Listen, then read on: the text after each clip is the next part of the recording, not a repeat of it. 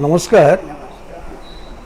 બધાને આજના સેક્યુલર લોકશાહી આંદોલન એટલે મુવમેન્ટ ફોર સેક્યુલર ડેમોક્રેસીના ગુરુવારી આપણે સાપ્તાહિક મિટિંગમાં સ્વાગત છે. આજે ભાવિકભાઈ રાજા આજે ચર્ચા કરવાના છે. એડ્યુકેશનના જે ક્રાઇસિસ છે, અલાઉડ ક્રાઇસિસ, એની ઉપર ચર્ચા કરવાના છે. આપણે તો જનરલી આજકાલ ઓફલાઈન અને ઓનલાઈન બે પ્રકારનું મિટિંગ ચાલુ રાખીએ છીએ. એટલે ઘણા ટાઈમથી આપણે જે ડ્યુરિંગ એ કોવિડ પીરિયડમાં જે ઓનલાइन ચલાયા એને ઓલ इंडिया का ऑडियंस अपना માટે ઊભો થયો, એટલા માટે આપણે हिंदी में स्विच ओवर करिए चर्चा ने. मित्रों, आज का चर्चा है एजुकेशन का जो क्राइसिस चल रहा है, जो अटैक हो रहा है, all out attack on education जो हो रहा है, न्यू एजुकेशन पॉलिसी को लेते हुए, रिजल्ट को लेते हुए, एडमिशन को लेते हुए, फीस को लेते हुए, प्राइमरी स्कूल का क्लोजर को लेते हुए, कितना क्लोज, सारे स्कूल को क्लोज कर दिया गया, मर्ज कर दिया गया, कॉलेज को भी बंद कर दिया गया, मर्ज कर दिया गया, काफ़ी टीचर्स को भी सरप्लस मैंने जाहिर कर दिया गया. तो ये सारे खाली न्यू एजुकेशन पॉलिसी का जो पॉलिसी मैटर्स नहीं है, जो एजुकेशन जो हो रहा है नीचे लेवल पर, ये बहुत बड़ी घटना, बहुत बड़ा प्रॉब्लम्स हो रहे हैं. स्कूल क्लोजर होना, मर्ज हो जाना, हज़ारों संख्या में हो जाना, ये कम बात नहीं है. रिजल्ट को मैनिपुलेट करना, मान लीजिए अभी आप कभी सुने होंगे कि 90% रिजल्ट्स कभी होता है, 90% रिजल्ट, 95% रिजल्ट्स ये होता है. तो ये आपको कॉलेज के जो प्राइवेट कॉलेजेस है, इसको सीट भरने के लिए इतना इन्फ्लेटेड रिजल्ट्स करना उसको, और इतना परसेंटेज ऑफ रिजल्ट करवाना, और कुछ जगह में रिजल्ट को कम करना, ये जो जिस तरह से मैनिपुलेशन किसी स्टेट लेवल नहीं, ऑल इंडिया लेवल पे जो हो रहा है, एक लग रहा है कि कोई पीछे से ये सारे चीज़ को वो कंट्रोल कर रहा है. कौन है? इलेक्टेड गवर्नमेंट कंट्रोल कर रहे हैं, या कोई वेस्टेड इंटरेस्ट फोर्सेस गवर्नमेंट के अंदर में बैठे हुए हो, पीछे से जो गाइड कर रहे हैं, पीछे से कंट्रोल कर रहे हैं, ये एक डर लग रहा है. तो ये कॉरपोरेट हाउसेस का जो एंट्री, कॉरपोरेट हाउस, छोटे मोटे इवन भी कंपनियां, व्यापारी वर्ग जिस तरह से एजुकेशन कब्जे में ले रहे हैं, ये तो पहले था, लेकिन बड़े पैमाने पर ये हो रहा है.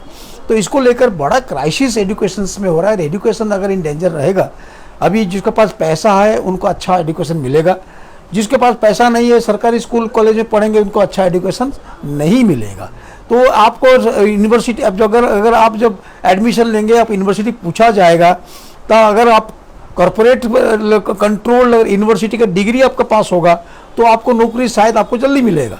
लेकिन सीधे साथ अहमदाबाद यूनिवर्सिटी, सौराष्ट्र यूनिवर्सिटी, आनंद यूनिवर्सिटी, इस तरह से नाम रहेगा, शायद MS यूनिवर्सिटी का नाम भी रहेगा, शायद नौकरी नहीं मिलेगा, क्योंकि वो सरकारी फीस के प्रमाण पर चल रहा है. और भी जैसे MS यूनिवर्सिटी में भी कुछ ऐसे कोर्स दाखिल किए जा रहे हैं जो कि कंप्लीट इरेलेवेंट हैं. एजुकेशन के साथ में साइंटिफिक टेम्परामेंट की बात होती है, और अगर उसके जगह में अगर आप स्पिरिचुअलिज्म, सुपरस्टिशंस, इस चीज़ को लाएंगे, तो आपका एजुकेशन का जो रैशनलिटी जो है, रैशनल ओरिएंटेड मैन बनाने की बात है, वो ख़त्म हो जाएगा. और जो रूलिंग एलाइट्स जो हैं, उनकी बातों को हाजी करने की प्रकार का यस मैन जो करने की बात जो है वो होगी.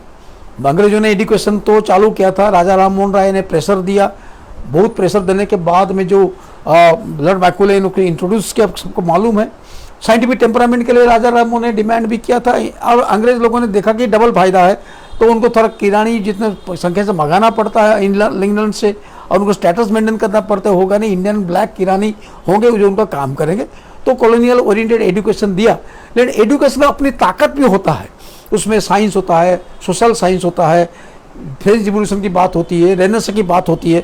ये सारे चीज़ इनडायरेक्टली इंडियन यूथ जो पढ़ते थे उनको, मिडिल क्लास को इन्फ्लुएंस किया, और उन लोगों ने भारत में आज़ादी लड़ाई में जुड़े, और एजुकेशन का वेट बट नॉट स्वराज, इस स्लोगन से लोग आज़ादी लड़ाई में आए.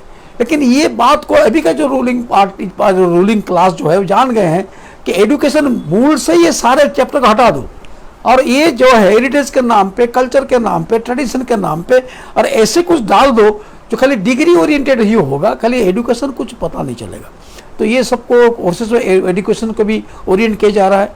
तो इसीलिए इस सबको लेकर अभी न्यू एजुकेशन पॉलिसी जो आया है, आज तो हमारे प्राइम मिनिस्टर नरेंद्र मोदी जी आज यूपी में, शायद लखनऊ या इलाहाबाद में, आज न्यू एजुकेशन पॉलिसी के बारे में आज वो बोल रहे हैं. शायद हमारे यहाँ भी चर्चा हो रहा है, और शायद वो भी बोल रहे हैं. हमारी बात तो ऑनलाइन में जितना सुनाई देगा, जो सुनते होंगे. तो लेकिन मोदी जी जो बोलेंगे तो पेपर में आ जाएगा क्या बोल रहे हैं. हमारी बात में ऑनलाइन में जाएगा. हमें इंटरेक्शन तो एजुकेशन को लेकर काफ़ी हम इंटरेक्शन करते हैं.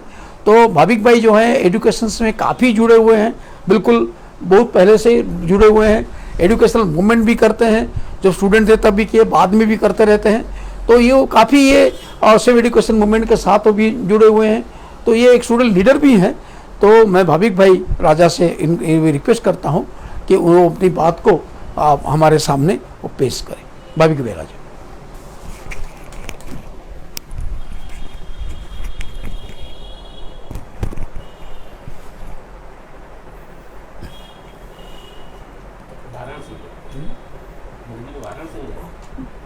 आज वाराणसी में विकास कामांना लोकार्पण માટે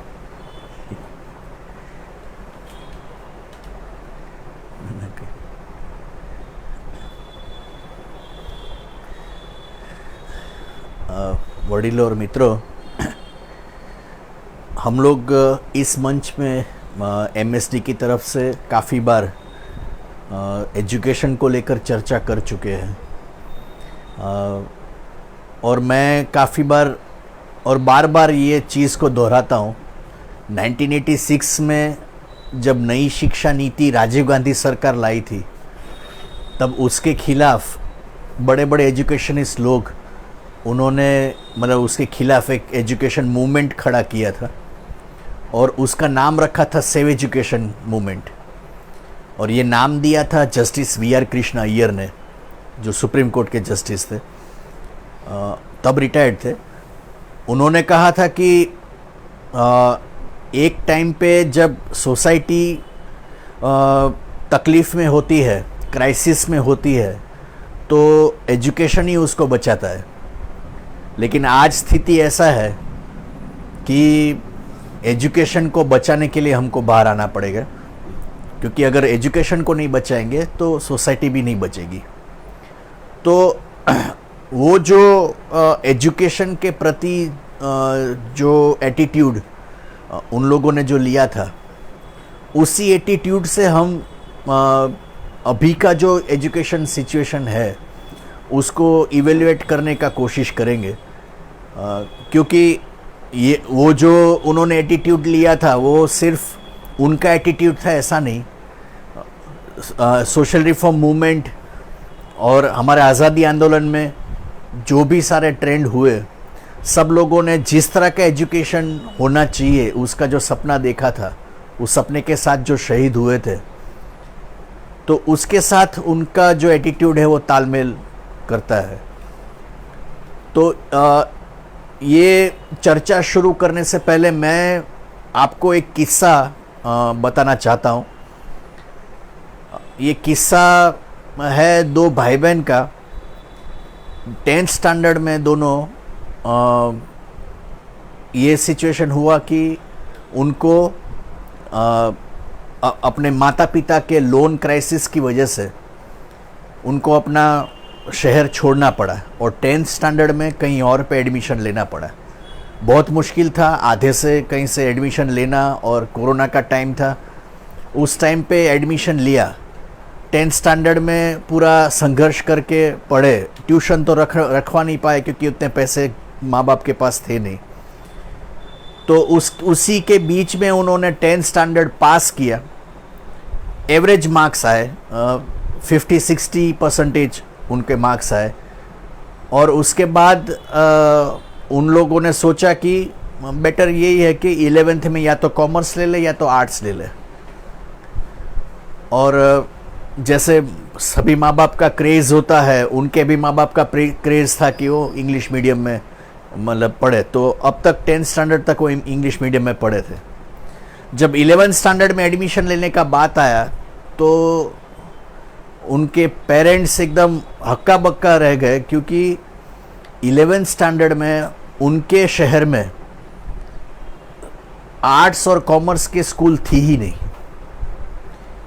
और ये बात जो मैं कह रहा हूँ वो कोई छोटे कस्बे की या कोई तालुका लेवल की मैं बात नहीं कर रहा हूँ। भरूच जो सिटी है, जो तो इतना इंडस्ट्रियली डेवलप्ड सिटी है, इतना बड़ा ये सिटी है, उसका म्यूनसिपल कॉरपोरेशन है, ये सब है, लेकिन वो भरूच में 11th स्टैंडर्ड में आर्ट्स और कॉमर्स उसकी स्कूल उनको नहीं मिली। एक ही स्कूल थी जिनके उसमें आर्ट्स था, तो वो स्कूल भी डीईओ के पास अर्जी रख चुकी थी कि हम ये 11th और 12th में आर्ट्स और कॉमर्स बंद करना चाहते हैं। अभी आप सोचिए, ये किस्सा जो है वो हमको रिफ्लेक्ट करता है कि हम इतने साल से गुजरात के डेवलपमेंट का और ये सब का हम ढिंढोरा पीटते हैं और गुजरात मॉडल की बात करते हैं। तो ये मॉडल में 11th-12th में आपके मतलब ये आर्ट्स और कॉमर्स की स्कूल्स भी आपको अवेलेबल नहीं है। ये सिचुएशन अगर है, मतलब ग्रांटेड प्राइवेट तो थी, प्राइवेट तो बहुत सारी थी, अभी भी है, और वहाँ पे जगह खाली भी रहती है, लेकिन वो 30,000 50,000 वो फीस भर सके ऐसा उनका पोजीशन नहीं है। तो आज गरीब लोगों को पढ़ना हो तो उसके लिए आप देखिए कि इंजीनियरिंग का हो, मेडिकल का हो, सब जगह पे हम देखेंगे कि जो मतलब सीट्स खाली रहती है वो सेल्फ फाइनेंस में खाली रहती है, क्योंकि जो गरीब घर के बच्चे होते हैं वो सेल्फ फाइनेंस में एडमिशन नहीं ले पाते। तो वो उसकी बजाय या तो बीएससी कर लेते हैं या आईटीआई कर लेते हैं या डिप्लोमा कर लेते हैं, कुछ भी दूसरा रास्ता ये ढूंढ लेते हैं। तो हम हर बार देखते हैं कि इंजीनियरिंग और ये सब की सीट्स खाली है। वो खाली क्यों है? क्योंकि उतना पैसा भर पाए ऐसा सिचुएशन ये नहीं है। तो अब ये जो मैं घटना मैंने बताया, वो घटना एक आइसोलेटेड घटना नहीं है। ये आप देखिए, अभी ही जस्ट 2021 में मतलब बाद में, मतलब गुजरात गवर्नमेंट ने 2021 के आंकड़े जो विधानसभा में रखे थे, उसमें सरकार खुद ये कबूल कर रही है कि सरकार द्वारा संचालित प्राइमरी स्कूल्स में 19,000 क्लासरूम्स कम है। इतने साल से हम, अभी तो 20 साल का शानदार यहाँ पे रंगारंग प्रोग्राम हुआ, 20 साल में हमने इतना डेवलपमेंट किया, ये सब किया, और आज हम देख रहे हैं कि अभी भी मतलब आज़ादी के इतने सालों बाद और मतलब इतनी सरकारें आई, और गुजरात तो खुद एक समृद्ध राज्य गिना जाता है, उसके बावजूद भी ये जो सिचुएशन है कि 19,000 क्लासरूम्स अभी भी ये नहीं है। दूसरा जो आंकड़ा ये है, ये 19,000 के मैं डिटेल में मैं नहीं जाऊंगा, लेकिन खुद सरकार ने जो विधानसभा में रखा था, हम जानते हैं कोई भी चीज़ का, अकाल हो, भूकंप हो या कोई भी चीज़ का हो, जब सरकार कुछ आंकड़ा डिक्लेयर करती है तो हम बोलते हैं ये सरकारी आंकड़ों के हिसाब से, क्योंकि हम जानते हैं कि सरकारी आंकड़ा जो दिया जाता है ऑफिशियली और जो रियल आंकड़ा होता है उसमें बहुत फ़र्क होता है। तो ये मैं सरकारी आंकड़े के हिसाब से मैं बोल रहा हूँ। तो सरकारी आंकड़े के हिसाब से 23 ऐसी स्कूल्स है, गवर्नमेंट स्कूल्स, जहाँ पे इलेक्ट्रिसिटी ही नहीं है। ये सरकार पूरा दावा कर रही है कि हमने ऑल इंडिया में एकदम रिमोट से रिमोट प्लेसेस में इलेक्ट्रिसिटी पहुंचा दिया, लेकिन गुजरात जैसे समृद्ध राज्य में अभी भी 23 स्कूल्स ऐसी है जो इलेक्ट्रिसिटी के बगैर चल रही है, और ये आंकड़ा खुद सरकार ये दे रही है।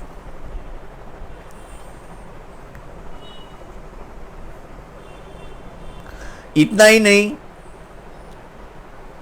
वो सरकार ये भी आंकड़ा दे रही है कि 5,439 स्कूल्स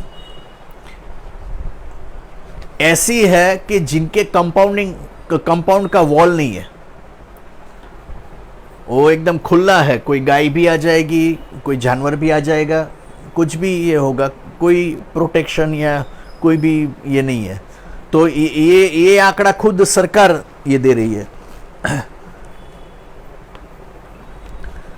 2 साल के अंदर में सरकार ने 90 कॉलेजेस 90 स्कूल्स जो है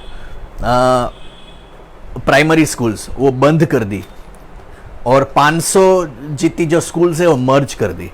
अब ये मर्जिंग का जो मर्जर का जो है तो मैं फिर से आपको एक ये किस्सा बताऊंगा। यहाँ पे आप सबको मालूम है मीठाखली शाला नंबर 20 उसका जो पूरा आंदोलन चला था, जब स्कूल नंबर 20 जो कॉरपोरेशन संचालित स्कूल थी उसको बेचने के लिए मतलब ये प्राइवेट ट्रस्ट के हाथ में देने के लिए जब कॉरपोरेशन ने काम चलाया तो उसके खिलाफ चुनीभाई वैद्य, यशवंत भाई शुक्ल, देवव्रत पाठक साहब, ये सब बड़े बड़े जो एजुकेशनिस्ट जो थे उनके लीडरशिप में एक बहुत बड़ा आंदोलन चला।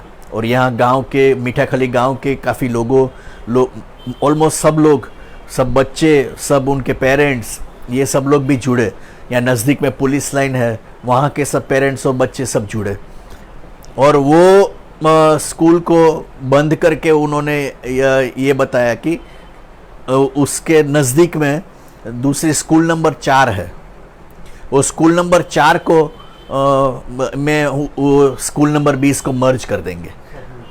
तो जो आंदोलन कर रहे थे उन्होंने बताया कि स्कूल नंबर 4 में तो मतलब इतनी सुविधा है ही नहीं। पहली बात तो ये है कि वो तो उस टाइम पे ये तो एक फ्लोर की है, एक फ्लोर की स्कूल में 2 स्कूल कैसे चल पाएगी। तो उन्होंने एक फ्लोर और बढ़ा दिया, मतलब ये बिल्डअप कर दिया।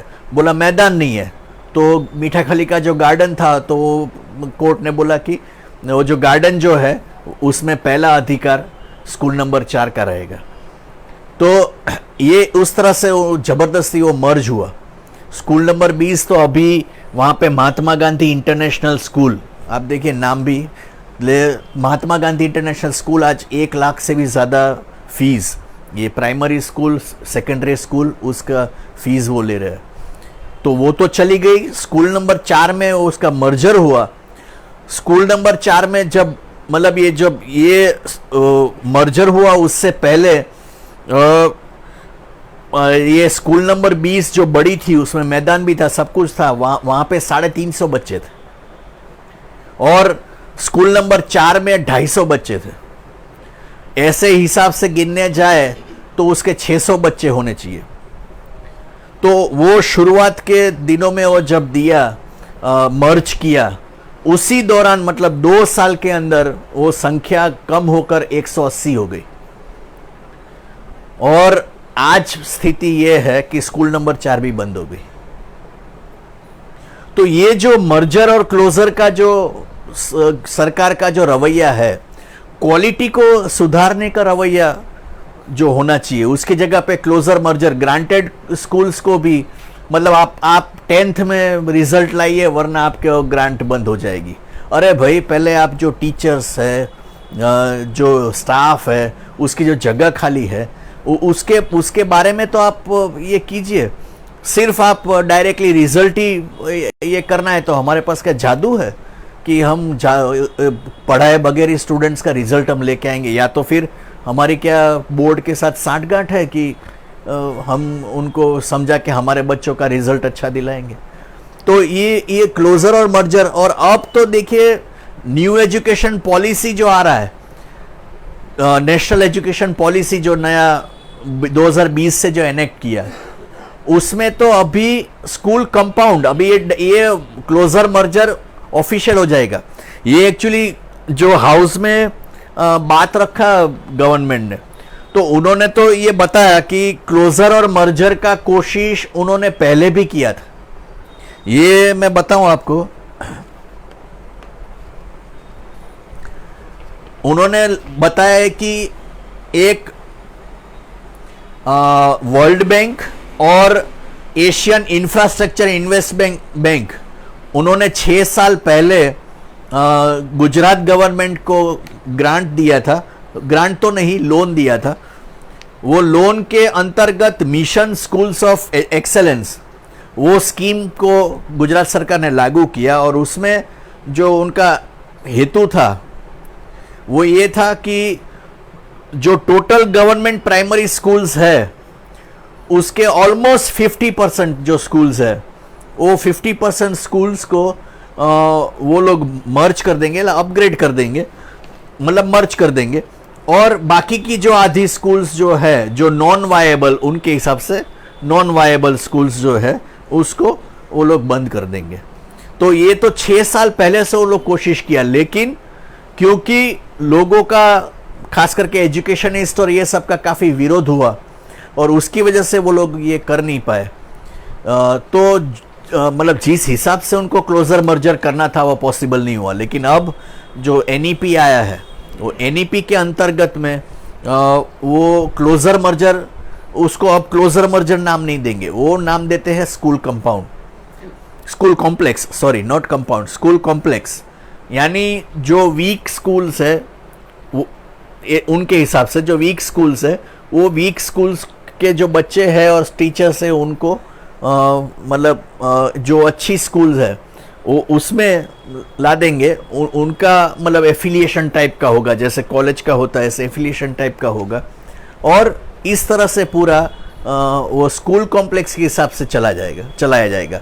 यानी अब तक ऐसा था कि मतलब मान लो कि स्कूल वीक हो या अच्छी हो, लेकिन हम जहाँ रहते हैं उसके 1 किलोमीटर के अंदर में हमको स्कूल मिलेगी। जो आरटीई में भी ये बात ये है, लेकिन अब जो होने वाला है वो ये है कि 3 किलोमीटर, 4 किलोमीटर, 5 किलोमीटर इतनी दूरी पे, हाँ वो लोग बोलते हैं कि ये जो बच्चे दूर रहते हैं 5 किलोमीटर से ज़्यादा, तो उनके लिए हम बसेस चलाएंगे। तो ये बात ये कर रहे हैं, लेकिन बात जो है कि क्लोजर और मर्जर जो बड़े पैमाने पे अभी एनईपी में होने वाला है उसमें स्टूडेंट्स का भी मतलब इतना दूर, खास करके जो मजदूरी करते हैं, जो रोज़ी जो कमाते हैं, तो उनके लिए ये स्कूल्स तक अपने बच्चों को पहुंचाना बहुत मुश्किल है। और दूसरी बात, अगर टीचर्स पॉइंट ऑफ व्यू से भी देखें तो कितने सारे टीचर्स उसमें सरप्लस होंगे, तो ये भी एक बहुत बड़ा सवाल इसको लेकर ये है।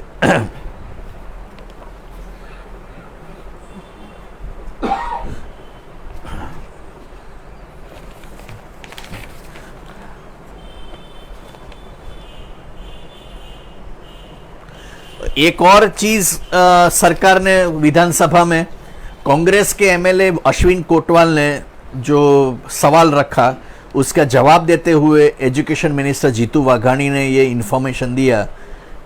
आप देखिए, थोड़े साल पहले सरकार ने पूरा मतलब क्या बोलते हैं स्मार्ट स्कूल प्रोजेक्ट ये किया था, और हम जानते हैं बहुत नज़दीक के मतलब वो जिनको मतलब उसका कॉन्ट्रैक्ट मिला था, तो वो भी हम जानते हैं कि उन्होंने बोला था कि सारे जो स्कूल्स है वो सब जगह पे उन्होंने ये मतलब वो जो बच्चों के बेंच पे टैबलेट ये रखना और स्कूल में प्रोजेक्टर रखना, ये सब वो सब पूरा ये चलाया था।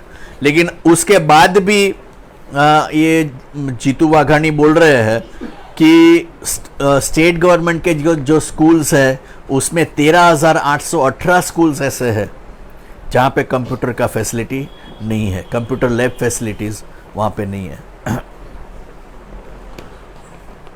सबसे भयंकर जो है कि गर्ल्स का जो ड्रॉप आउट, ये एक्चुअली पता नहीं चलता है। जो एजुकेशन पे कुछ भी ये मतलब कुछ भी जो स्टेप्स लिया जाता है एजुकेशन का, उसका डायरेक्ट असर गर्ल्स के एजुकेशन पे होता है। आप महंगा करो, गर्ल्स का ड्रॉप आउट बढ़ेगा। आप दूर करो, गर्ल्स का ड्रॉप आउट बढ़ेगा। आप डिफिकल्ट करो, गर्ल्स का ड्रॉप आउट बढ़ेगा। तो ये जो मतलब जो सिचुएशन है उसमें स्वाभाविक तरह से उन्होंने जो खुद सरकार ने जो आंकड़ा रखा है गर्ल्स का जो ड्रॉप आउट रेट का जो आंकड़ा, तो वो भी काफ़ी कम है, उसके मुकाबले काफ़ी ज़्यादा उसमें ड्रॉप आउट रेट ये हुआ है। अभी देखिए, अकेले इंजीनियरिंग कॉलेजेस का उन्होंने आंकड़ा रखा है,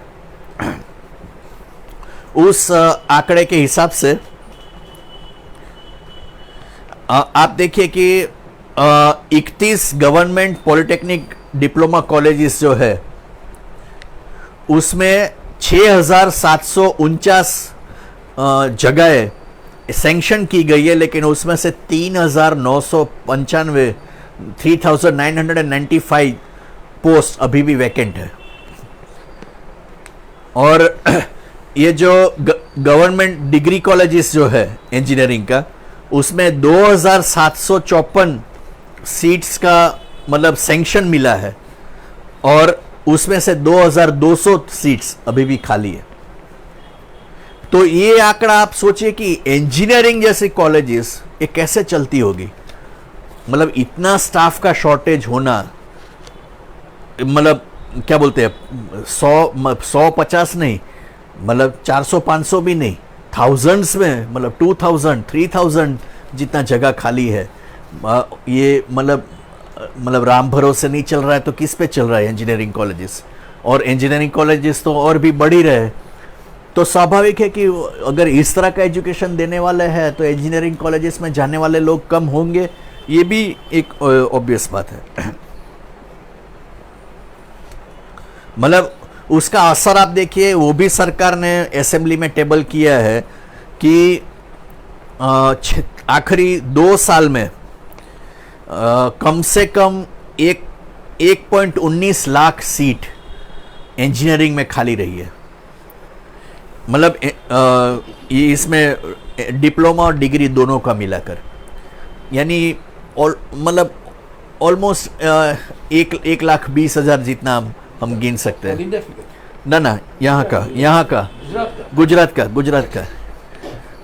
तो ये जो है तो उसकी असर हमको दिखती है।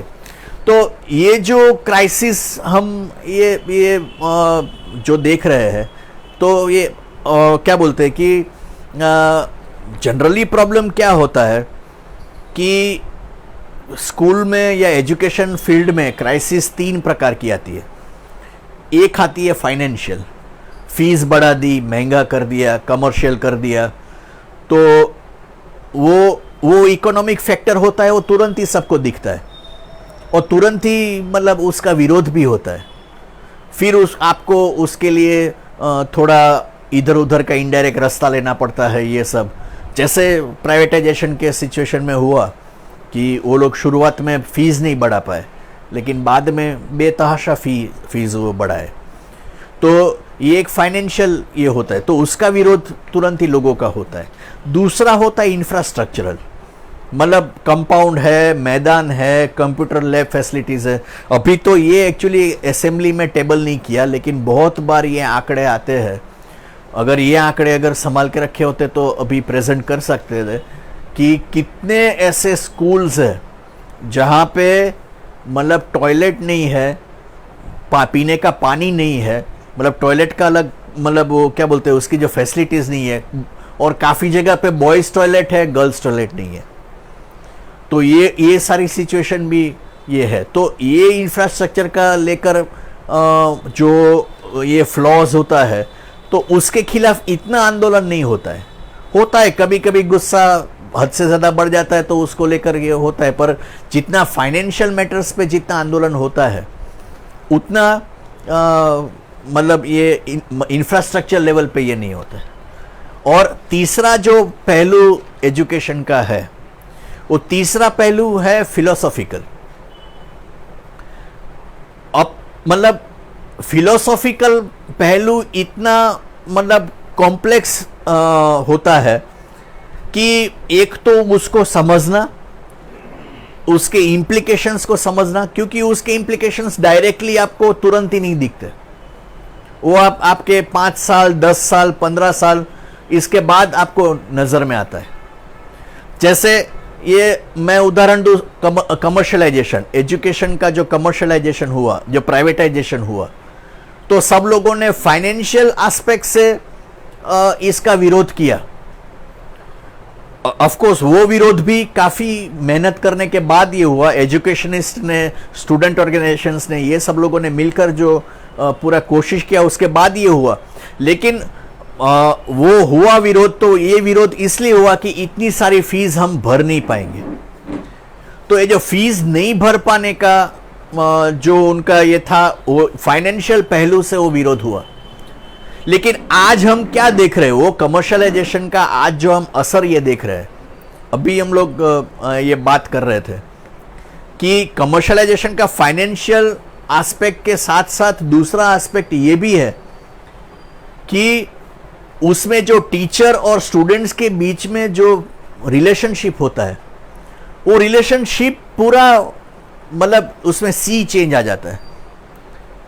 स्टूडेंट को लगता है कि मैं पैसे दे रहा हूं तो टीचर क्यों नहीं पढ़ाएगा, मतलब या तो पढ़ाएगा वो तो मान लो कि एक बात है, पढ़ाना चाहिए, टीचर है तो पढ़ाना चाहिए, सैलरी हो या ना हो अलग चीज है, टीचर हो तो उनको पढ़ाना चाहिए, लेकिन सिर्फ पढ़ाना ऐसा नहीं, मुझे जिस तरह से करना है उस तरह से क्यों ये नहीं करेगा, मुझे क्यों फेल करेगा, मैं तो पैसे देता हूं। तो मतलब टीचर का भी ये हो जाता है कि भाई एक तो मैनेजमेंट वाले ठीक से पैसे देते नहीं है, फिर मैं इतने पैसे में इतना सारा अपना गला क्यों खराब करूं, इससे बेटर है कि मैं ट्यूशन कर लूं। तो ये जो एस्पेक्ट्स है कमर्शियलाइजेशन के, जो एस्पेक्ट्स है, ये फिलोसॉफिकल एस्पेक्ट है, वो अगर उस टाइम पे हम समझाए लोगों को तो भी समझना उनके लिए मुश्किल है। ये जो मतलब जो उसका जो मतलब क्या बोलते हैं कि इंट्रिंसिक जो ये है फिलोसॉफिकल एस्पेक्ट का, ये सबसे भयंकर है। सबसे बड़ी बात तो ये है कि फाइनेंशियल मैटर और इंफ्रास्ट्रक्चर मैटर, उससे भी ज्यादा ये फिलोसॉफिकल मैटर जो होता है वो पूरा उस पे मतलब इतना भयंकर असर एजुकेशन पे करता है कि उसका सीधा नींव पे, मतलब उसके जो बेस फाउंडेशन जो है उस पे सीधा असर करता है। तो ये हमारे लिए दो तरह से चैलेंज आ जाता है, एक तो उसका नुकसान भयंकर है और दूसरा ये नुकसान कॉमन पीपल को समझाना, ये बहुत मुश्किल बात है। आप देखिए ये जैसे अभी जो बात चलती है, जब एजुकेशन का पॉलिसी या कुछ भी ये रखते हैं तो बात करते हैं कि हमने सभी स्टेक होल्डर्स का हमने अभिप्राय लिया हुआ है। यानी स्टेक होल्डर्स कौन, स्टूडेंट्स, पेरेंट्स, टीचर्स, ये सब का हमने अभिप्राय लिया हुआ है। तो कंसर्न पार्टी हम नहीं बोलते, वो अभी वर्ड हो गया है स्टेक होल्डर्स।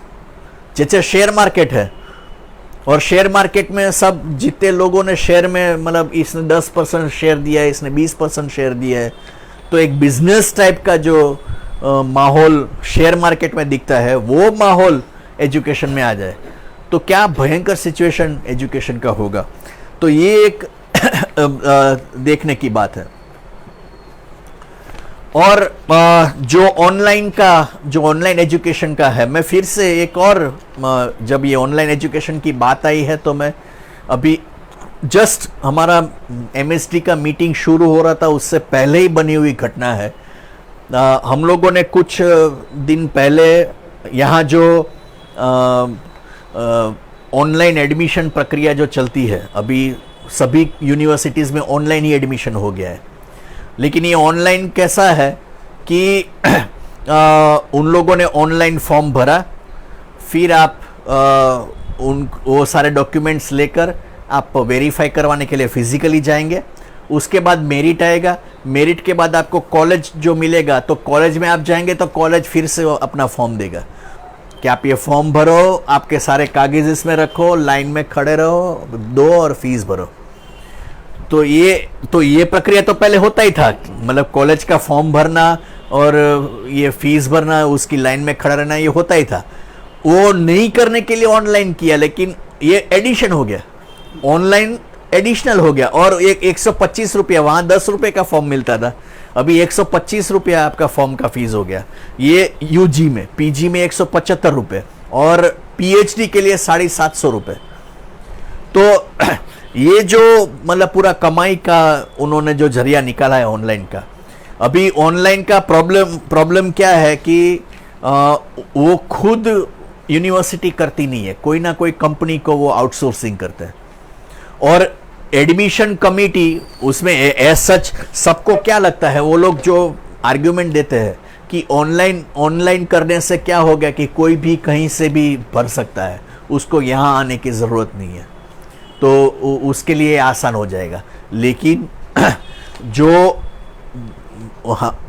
बात छुपा रहे हैं कि आप किसी को देखेंगे नहीं, कौन है, मैं किसके पास से एडमिशन ले रहा हूँ, कोई एडमिशन कमेटी है, उसमें कागज़ में है कि ये एडमिशन कमेटी है, आप फ़ोन लगाओ, नहीं तो 6 से 7 फ़ोन नंबर दिए हुए होते हैं। आपको लगता है कि इतने सारे फ़ोन नंबर तो है, कभी भी ज़रूरत पड़े तो हम हेल्पलाइन में ये कर सकते हैं, 7 में से एक भी नंबर नहीं लगेगा आपका। कोई एडमिशन कमेटी का रिस्पॉन्सिबल पर्सन कोई नहीं है। आप कॉलेज पे जाओ तो बोलेंगे यूनिवर्सिटी जाओ तो बोले कि कॉलेज पे जाओ, या तो एडमिशन कमेटी के पास जाओ। हम ये नहीं संभालते, ये एडमिशन कमेटी संभालता है। और एडमिशन कमेटी बोलता है कि हाँ एडमिशन ख़त्म हो गया, अभी हमारा काम नहीं है, अभी आप कॉलेज है तो यूनिवर्सिटी जाओ। यानी कोई स्टूडेंट का हाथ पकड़ने वाला नहीं है। ऐसा भयंकर ऑनलाइन सिचुएशन है। दूसरा, ये जब फॉर्म भरते हैं तो फॉर्म भरने के बाद आपको 125 रुपया जो फॉर्म फ़ी है वो आपको ऑनलाइन भरना है, इसलिए आपको कंपल्सरीली बैंक अकाउंट चाहिएगा, या तो यूपीआई और ये सब जो अभी शुरू हो गया है तो वो चाहिए होगा। तो उसके बाद आप पेमेंट करते हो तो तुरंत रसीद जनरेट नहीं होती है, वो क्रैश हो जाता है और पूरा वापस उसका जो डैशबोर्ड है वहाँ पे आ जाते हैं। वो शाम को या तो दूसरे दिन तब जाके वो उसका फी रिसीट जनरेट होता है। अब मान लो कि मैं गांव से, दूर के गांव से यहाँ अहमदाबाद में एडमिशन लेने के लिए आया हूँ और मुझे वेरिफिकेशन भी करवाना है, तो वेरिफिकेशन अगर मुझे उसका प्रिंट आउट मिलेगा तो मैं उसके साथ करवा पाऊँगा, रसीद होगा तो मैं दिखा पाऊँगा कि भाई मैंने ये भरा है। रसीद नहीं जनरेट होगा तब तक आप फॉर्म को भी डाउनलोड नहीं कर सकते। तो अभी मतलब वो क्रैश हो जाएगा, इसका मतलब कि वो आज के दिन में तो नहीं कर पाएगा, यानी उसको गांव से या तो दूसरा धक्का खाना पड़ेगा, या तो यहाँ कोई अगर रिलेटिव है तो अच्छा है कि भाई वो रिलेटिव के वहाँ एक रात रुक जाए, बाकी कापड़िया गेस्ट हाउस है, होटल है, वहाँ उनको कंपल्सरी रहना पड़ेगा।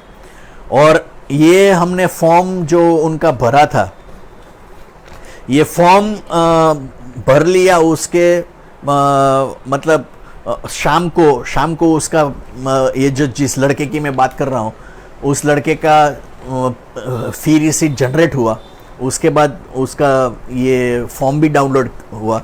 मैंने दोनों अच्छा हुआ डाउनलोड कर लिए और वो लड़के को भेज दिया, वो लड़के ने भी वहाँ से प्रिंट आउट भी ये कर लिया। ये वो आज उनका मेरिट है शाम को 7 बजे।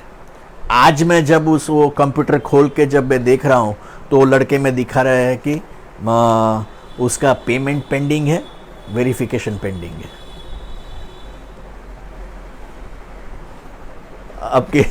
अब किसके पास जाए, वो क्या करेगा? वो मतलब कोई कारण बगैर, बेचारा एक गरीब फैमिली का लड़का है, क्या मतलब ये ऑनलाइन का उसको क्या मदद मिला? उससे तो बेटर ये था कि वो 4 कॉलेजेस में एक बार मान लो कि सुबह आते और 4-5 कॉलेजेस में 10-10 रुपए का फॉर्म भर के वहाँ पे, तो चलो एक बात ख़त्म हो गई कि हमने डायरेक्टली डॉक्यूमेंट्स का ज़ेरॉक्स उसमें अटैच कर दिया है, तो डायरेक्टली अब मेरिट आएगा तभी आने का है। ये एकदम आसान उसको हो जाता। तो इसमें आपने कौन सी आसानी की? उल्टा आपने तो डिफ़िकल्ट पूरा ये कर दिया। तो ये जो ऑनलाइन का जो है जो ला रहे हैं, ऑनलाइन एजुकेशन ला रहे हैं या ऑनलाइन पद्धति ला रहे हैं, वो खुद उससे वाकिफ नहीं है। प्रॉब्लम ये है, हमको तो ट्रेन बाद में करेंगे, वो खुद इतने ट्रेन नहीं है और कुछ भी ये किए बगैर कंपनी को दे देते हैं, आप ये कीजिए। यानी वहाँ पे अगर एडमिशन कमेटी में जाएंगे तो वो बोले कि यार ये तो कंपनी ने किया है, मुझे नहीं मालूम, मेरे से ये नहीं होगा। अभी उसका एक्सपर्ट आएगा तब वहाँ से कर पाएंगे। तो ये जो ऑनलाइन को लेकर जो ये है पहलू, तो ये भी हम देखा होगा कि कोरोना के टाइम पे कितने सारे स्टूडेंट्स ने इसलिए आत्महत्या की कि उसके माँ बाप उनको स्मार्टफोन दिलाने के काबिल नहीं थे, उनके पास इतने पैसे नहीं थे। तो ये जो एस्पेक्ट है वो लोग मतलब तुरंत देख नहीं पाते हैं। उनको उनको लगता है कि ये क्या बोलते हैं कि उल्टा एजुकेशन का इवेल्युएशन ही हुआ है। इवेल्युएशन नहीं हुआ, ये एक्चुअली डिवेल्युएशन हो रहा है। तो ये फिलोसॉफिकल एस्पेक्ट जो है वो सबसे भयंकर है। और उसमें भी सबसे भयंकर जो चीज़ है वो खास करके साइंस सब्जेक्ट और हिस्ट्री, ये दोनों के साथ जो छेड़खानी होती है वो सबसे भयंकर एस्पेक्ट है, ये जो फिलोसॉफिकली एजुकेशन को ख़त्म करने का। क्योंकि देखिए, हिस्ट्री के बारे में लोग कहते हैं कि जिस देश में लोगों को अपने इतिहास बोध, अपने देश का या दुनिया का इतिहास बोध ना हो, वहाँ पे मतलब कोई दुश्मन आकर भी आराम से उन पे राज कर सकता है। उनका कोई इतना नीति नैतिकता का इतना ये भी नहीं रहेगा, क्योंकि इतिहास बोध ही नहीं है। तो ये जो मतलब इतिहास के साथ छेड़खानी जो कर रहे हैं, ये सबसे भयंकर है। क्योंकि उससे मतलब जो जनरेशन जो आने वाली है, वो जनरेशन का जो ग्रोथ होना चाहिए वो उसमें पूरा ये डिस्टोर्शन ये हो जाएगा। तो और इसका इम्पैक्ट बहुत भयंकर है। ये सोसाइटी में आज हम ये जो देख रहे हैं, ये मतलब ये क्राइम इतना बढ़ रहा है, जो नीति नैतिकता ख़त्म हो रहे हैं, विमेन के खिलाफ जो क्राइम्स जो बढ़ रहे हैं, और मतलब ये जो इवन स्टूडेंट्स जो सुसाइड कर रहे हैं, तो ये सारा चीज़ जो है वो नीति नैतिकता मूल्यों के शिक्षा के अभाव में हो रहा है। और ये क्यों ये हो रहा है? क्योंकि साइंस और जो हिस्ट्री, ये दोनों में जो छेड़ती होती है, उसकी वजह से पूरा ये हो रहा है। अभी जैसे मैंने एनईपी का बात किया, तो एनईपी में मैं आपको बताऊं कैसे कैसे चैप्टर्स उन्होंने, मतलब एनईपी अभी पूरा लागू नहीं हुआ है, 2020 में उन्होंने एनेक्ट कर दिया, लेकिन अभी तो सिचुएशन ही ऐसा नहीं है, सरकार के खुद के पास ऐसा सिचुएशन नहीं है कि वो एनईपी को तुरंत ही लागू कर पाए। क्योंकि एनईपी में जो कुछ बड़ी बड़ी बातें की है, ऐसा कुछ करने जैसा सिचुएशन उनका भी नहीं है। लेकिन वो थोड़ा थोड़ा करके जो लाने की कोशिश कर रहे हैं, उसमें सबसे पहले उन्होंने, आप देखिए जो कुछ चैप्टर से अभी आपने ये कुछ दिन पहले ही ये न्यूज़ पढ़ा होगा कि एनसीईआरटी ने कुछ चैप्टर्स निकाल दिए। और निकाल क्यों दिए? वो लोग बोलते हैं कि हमने रैशनलाइजेशन किया, इसका मतलब सिलेबस का रैशनलाइजेशन ये किया, ताकि मतलब बहुत ज़्यादा हो गया था तो उसको हमने कम किया। तो कम में क्या क्या किया आप देखिए। हम लोग डेमोक्रेटिक कंट्री है, लोकशाही है भारत में, लेकिन सबसे पहले की elements of a democratic government,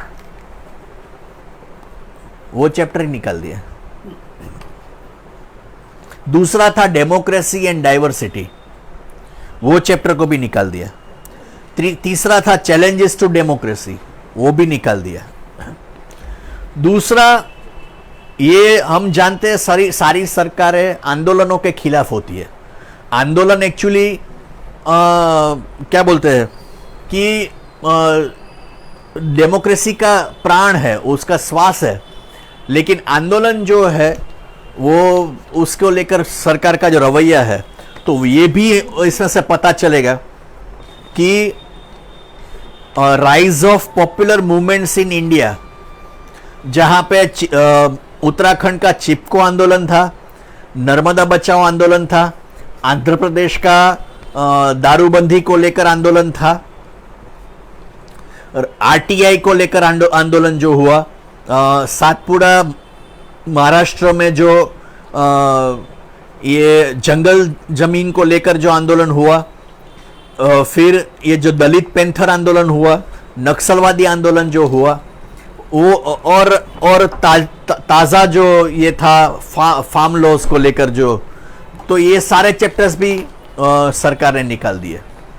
आप ये सोचिए, देखिए एक बात है कि हिस्ट्री में हो सकता है कि हिस्ट्री का इंटरप्रिटेशन आपका अलग हो सकता है, मेरा अलग हो सकता है। मैं मानता हूँ कि ये क्या बोलते हैं कि नवनिर्माण आंदोलन जबरदस्त आंदोलन था, और कोई ऐसा इंटरप्रिटेशन कर सकता है कि नवनिर्माण आंदोलन की वजह से जितना चेंज आना चाहिए था नहीं आया, इसलिए वो मतलब अनसक्सेसफुल मूवमेंट था। ये उनका रवैया हो सकता है, लेकिन मैं ये बोलूं नवनिर्माण आंदोलन हुआ ही नहीं था तो ये उस तरह की बात हो जाती है। आप आंदोलन को लेकर आपका जो रवैया है वो अलग चीज है। तो ये हिस्ट्री के चैप्टर से ही निकाल देने का, यानी हमारे देश में ऐसा कोई प्रोग्रेसिव मूवमेंट हुआ ही नहीं है, ये इस तरह का ये करने का क्या मतलब है? फिर जो 2002 के जो गुजरात रायोट्स के थे उसका जो उल्लेख था 12th की टेक्स्ट बुक में, politics in India since independence, वो भी निकाल दिया। फिर जो एंटी सिख रायोट्स को लेकर जो वायलेंस हुए थे वो सबको भी उन्होंने ये निकाल दिया। फिर सबसे भयंकर तो ये चीज इमरजेंसी इतना इंपॉर्टेंट चैप्टर हमारे इंडियन सिविक्स लाइफ का, कि उसको भी हिस्ट्री के पढ़ाई से उन्होंने निकाल दिया। यानी आप सोचिए, अगर मैं पॉलिटिकली अगर बात करूं तो नरेंद्र मोदी सबसे ज़्यादा मतलब ये छाती ठोक कर बोलते हैं कि मैंने ये एंटी इमरजेंसी मूवमेंट में पार्टिसिपेट किया था और हम लोग इतना ये किए थे वो किए थे, लेकिन वही एंटी इमरजेंसी मूवमेंट की बात वो उसमें से ये ड्रॉप कर दिया है। एक और चीज़ जो कास्ट सिस्टम, जो खास करके शूद्रास के साथ जो इल ट्रीटमेंट हो रहा था और वीमेन का जो स्टेटस लोअर था, ये सारे चीज़ जो पढ़ाई में ऑलरेडी थे, उसको भी उन लोगों ने निकाल दिया। फिर आप देखिए और उनका रवैया स्पष्ट होता है कि चैलेंजेस ऑफ कल्चरल डाइवर्सिटी, ये जो 12th में सोशियोलॉजी में चैप्टर था वो चैप्टर को भी निकाल दिया।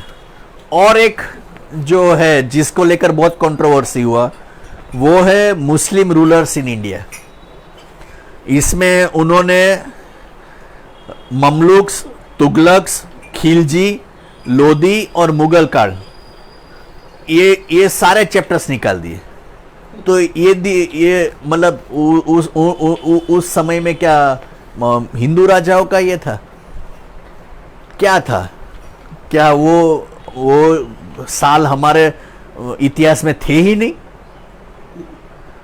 अच्छा बुरा तो अलग चीज है कि अच्छा शासक था क्या बुरा शासक था, लेकिन था कि नहीं वो तो आप रखिए।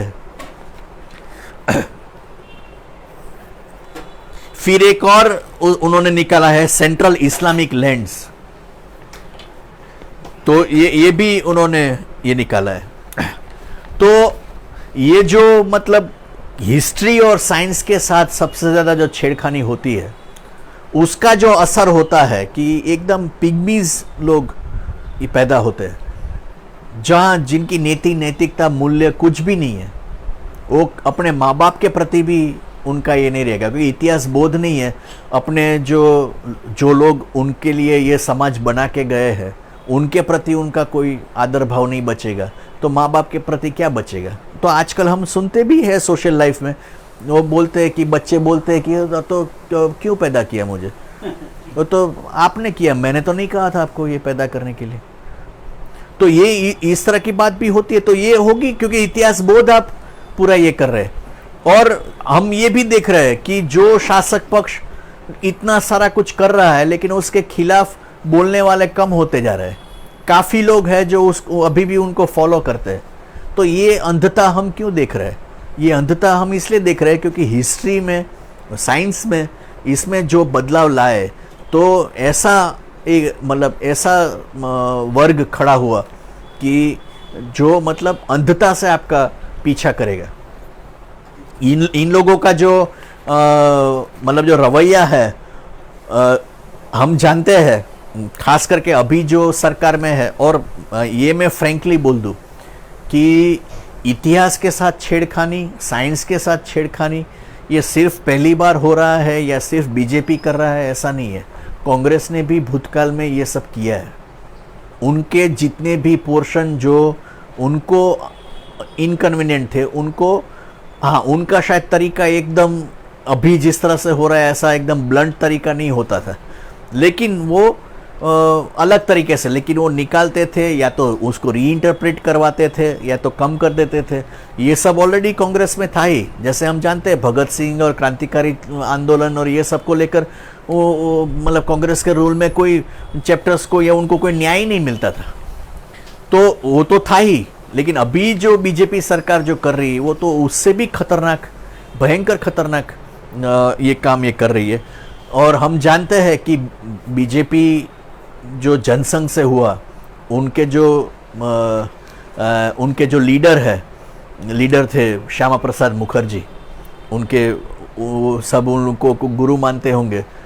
उनके बड़े भाई जो बहुत बड़े एजुकेशनिस्ट थे, सॉरी उनके फादर डॉक्टर आशुतोष मुखर्जी, बहुत बड़े एजुकेशन हमारे देश के, रॉयल बंगाल टाइगर ये उनका बिरुद है। और वो बहुत बड़े एजुकेशनिस्ट, ये यहाँ तक कि जब अंग्रेज़ों ने बोला कि हम आपके यूनिवर्सिटी में ग्रांट दे रहे हैं तो हम बोलेंगे उस हिसाब से सिलेबस और ये सब होगा, तो उसके खिलाफ आशुतोष मुखर्जी ने बोल दिया कि आपकी ग्रांट मुझे नहीं चाहिए, मैं कटोरा लेकर भीख मांगूंगा, लेकिन मेरी यूनिवर्सिटी को गुलाम नहीं बनने दूंगा। वो सर आशुतोष मुखर्जी इसके बारे में क्या बोलते हैं, मैं इंग्लिश में ये बोलता हूँ। The university must be free from external control over the range of subjects of study and methods of teaching and research. We have to keep it equally free from trammels in other directions, political fetters from the state, ecclesiastical fetters from religious corporations. यानी हमको शिक्षा को मुक्त रखना पड़ेगा। वो शिक्षा की स्वायत्ता के प्रहरी थे और उन्होंने ये बात को ये रखा है। आज भी ये बात उतनी प्रस्तुत है। जब स्वायत्ता नहीं बचती है एजुकेशन की, तो वो एजुकेशन भी तो एकदम गुलामी मानसिकता वाला एजुकेशन होता है। आज एक और मैं किस्सा आपको आखिरी किस्सा में बताकर फिर मैं अपनी बात ख़त्म करूँगा कि आज हम लोग कुछ स्कूल और कॉलेजेस में गए थे साइंस का हमारा प्रोग्राम को ये करने के लिए, उनसे बात करने के लिए। तो कुछ जगहों पे जो प्रिंसिपल थे उन लोगों ने कुछ रिस्पॉन्स नहीं किया और कुछ जगह पे प्रिंसिपल ने रिस्पॉन्स किया। तो उसके जो साइंस टीचर्स को बुलाया कि आप इन सब के साथ मिलकर कुछ प्रोग्राम कीजिए, तो टीचर्स ने भी अपना उत्साह ये नहीं दिखाया। एक प्रिंसिपल ने, कॉलेज के प्रिंसिपल ने बताया कि गवर्नमेंट से ग्रांट लेकर मैंने यहाँ पे टेलीस्कोप लाया हूँ। अभी टेलीस्कोप बहुत बड़ा टेलीस्कोप बोला है, अभी भी वो पेटी पैक पड़ा है। मैं 2 महीने से मेरे फिज़िक्स के टीचर्स को बोल चुका हूँ कि आप कभी भी आइए, ये टेलीस्कोप देखिए, उसको सीखिए और उसका इस्तेमाल करके बच्चों को पढ़ाइए जिस तरह से करना है। वो अभी तक उसका सील वैसा का वैसा ही है।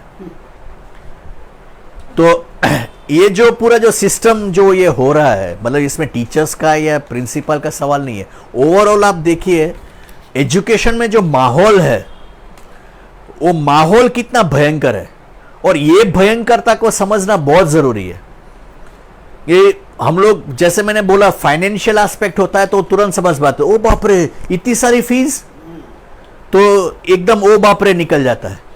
यानी इंफ्रास्ट्रक्चरल ये होता है, अरे यार मैं ये इतना फीस लेते हो और बाथरूम नहीं रखते हो, नल में पानी नहीं आता है, ये भी हम एक टाइम पे बोलते हैं। लेकिन कभी ऐसा सुनो, ओ बाप रे इन्होंने हिस्ट्री में से ये चैप्टर निकाल दिया या इन्होंने ऑटोनॉमी को निकाल दिया। तो ये हमारे लिए सबसे बड़ा चैलेंज ये है कि एजुकेशन के ये जो फिलोसॉफिकल एस्पेक्ट है उसको समझकर हम ये समझे कि आज का जो एजुकेशन जो है वो मतलब फाइनेंशियली भी क्राइसिस में है, इंफ्रास्ट्रक्चरल में भी क्राइसिस में है और फिलोसॉफिकली भी बहुत भयंकर क्राइसिस में है। और इस स्थिति में हमको justice V R Krishna Iyer का कहना फिर से याद करना पड़ेगा कि समाज को बचाना है तो हमको ये शिक्षा को बचाना पड़ेगा। अगर शिक्षा क्राइसिस में जाएगी तो समाज भी भयंकर क्राइसिस में जाएगा। बस ये बात कर कर मैं अपनी बात ख़त्म करता हूँ।